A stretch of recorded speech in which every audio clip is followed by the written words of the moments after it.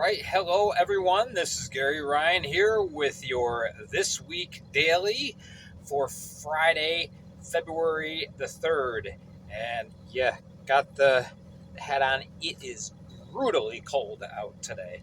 So, anyway, just finishing up the day of work, but I wanted to touch base with you guys and let you know what is going on with the Black Bears and some other things in the league. Got all my notes on a little card here.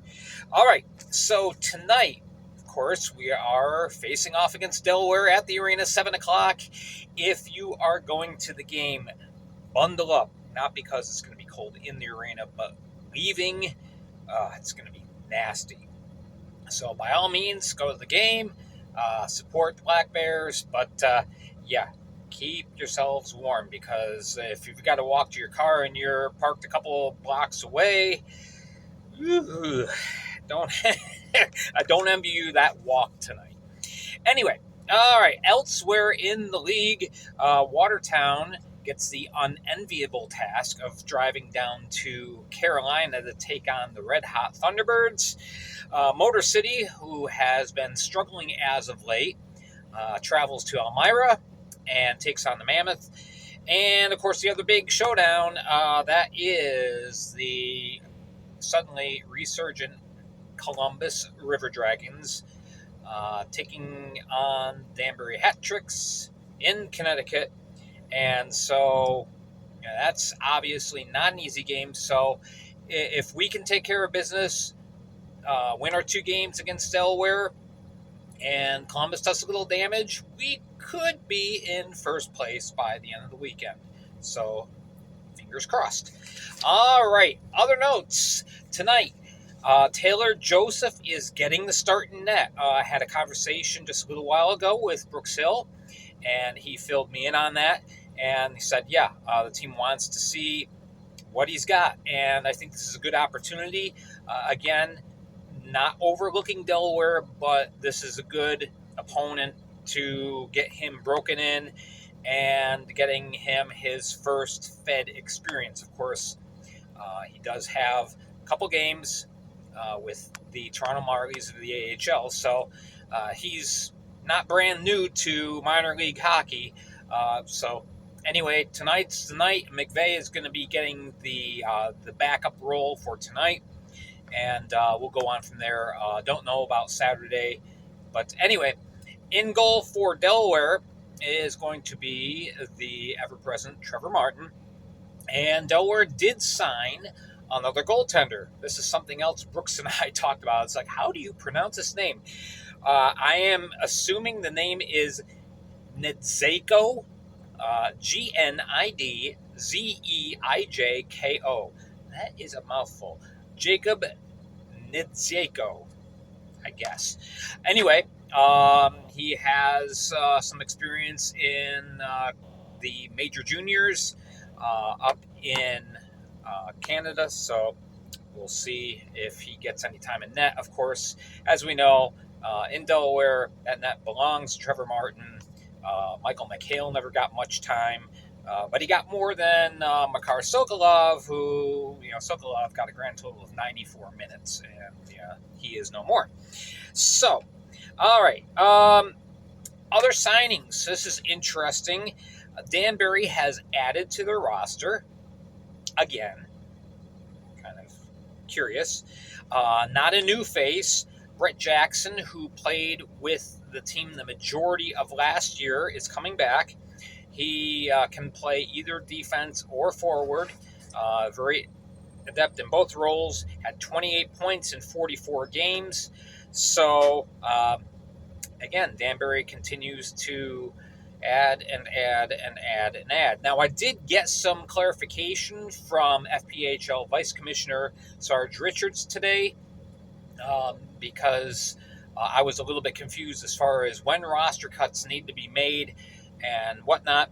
So the deal is, by February 13th, which is 2 Mondays from now, all teams have to be down to 22 players on their active roster. It really doesn't matter if they have 3 goaltenders, 1 goaltender, whatever. But they have to be down to 22 total.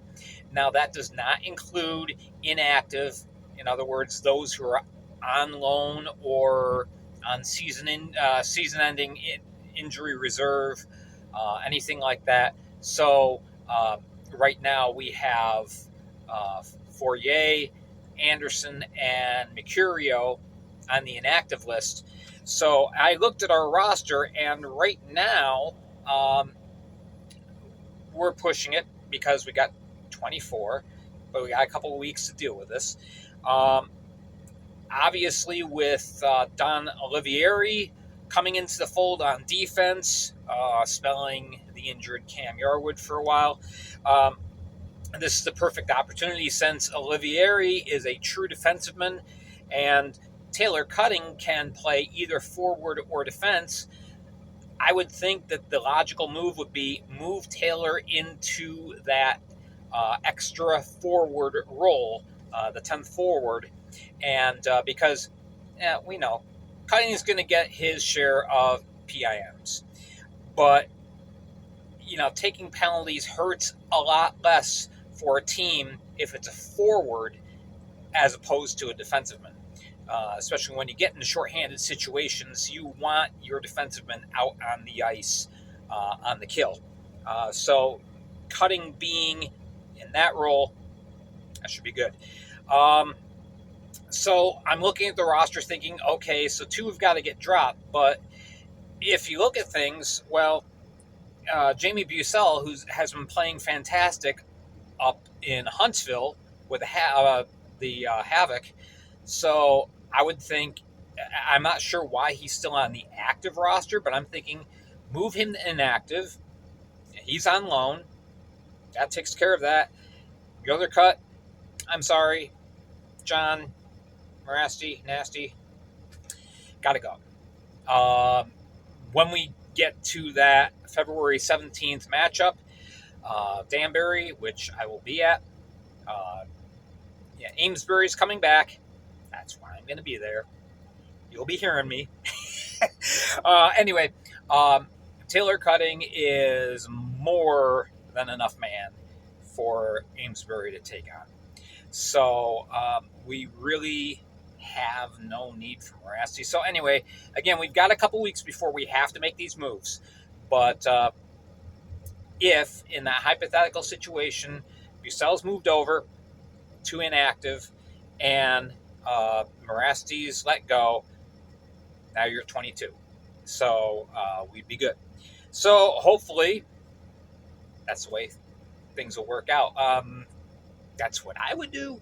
But anyway, remember tonight, no Eric Oganezov. He is heading home. I talked a little bit with a player agent, not Eric's player agent, but I talked with an agent about that whole situation. So, Eric's apparently just heading home and taking a break from hockey for a little while. We certainly wish him the best and hope that everything works out good in his life. And, who knows? Maybe next year, maybe the Black Bears could bring him back in the fold, if we have some vacancies on the roster. We'll wait and see. But that's next year. Right now, we're focusing on this year, getting Commissioner's Cup in our name. So we will see. All right, that is going to do it for Friday, February 3rd with This Week Daily. Remember, next broadcast for This Week with the Black Bears is going to be Sunday on Spotify. You can tune in there. I will be having some kind of a video segment tomorrow, whether it's just a recap of the game tonight or if I go on to something else, I'm not sure. In the meantime, if you like these video segments, please hit like, subscribe, hit the notification bell so every time that I upload a new video, you can go right to your inbox. And by all means, share this. Feel free to post this with your friends. I don't mind. All right. Have a great weekend, y'all. We will catch up with you soon.